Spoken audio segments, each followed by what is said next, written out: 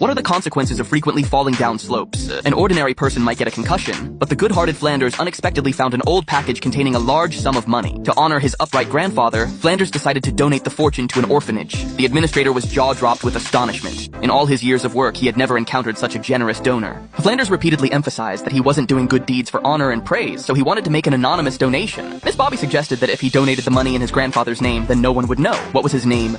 Ned Flanders. First. He had intended to donate in his grandfather's name, but who knew that his grandfather shared the same name as Flanders? After the news broke, he quickly became a sensation in town, becoming the most popular person and receiving TV interviews. Such high-profile behavior naturally caught the attention of debt collectors. Through the news, they learned that the money was found in an old gym bag, and the amount matched a debt from years ago. To recover the old debt, the debt collector sent out his right-hand men. Fortunately, Flanders insisted on staying anonymous, so the hitmen didn't know what he looked like. The two came to the comic book store, and after some small talk, began asking for information about Flanders. Jeff looked disdainful. "If you're not going to buy anything, it's hard for me to talk. If you want to freeload, then get lost." I like a good joke, but my partner, she's not quite as jovial. Now where's this Flanders chap? Faced with the hitman's intimidation, Jeff remained fearless. He told the female assassin that if she put on a tight bodysuit and whipped him, it might be more effective. Watching his beloved collectibles being destroyed was like watching his lover being beaten for Jeff. He told the hitmen he didn't know where Flanders lived, but could find him at church. After obtaining the key information, the two thugs turned and left. Jeff quickly pulled out his phone, saying he had paid protection money for so many years, but still got his place trashed. What kind of gang are you guys?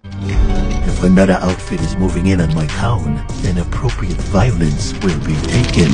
After the generous donation, Flanders earned many people's respect. Even Lisa and Bart praised him endlessly. Seeing Homer burning with jealousy, Flanders suddenly remembered his Bible was still at church and found an excuse to leave.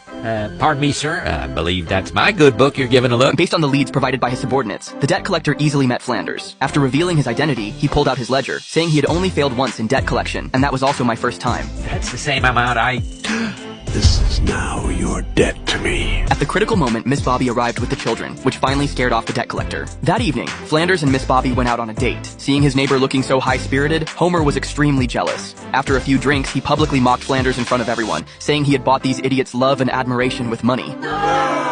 The crowd was furious and casually threw Homer into the drunk skating rink to cool off. When Marge returned home, she was furious because her husband had been so embarrassing today. Homer looked aggrieved. "I've fallen down too, but every time all I get is a concussion while he gets a fortune." Wow, I can't believe I'm married to the most selfish man in the world.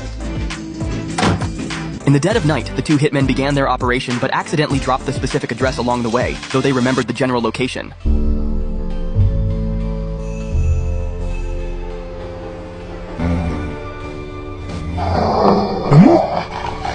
Homer's karma finally caught up with him for hogging so many of his neighbor's things. As soon as he stepped outside, he was electrocuted because the two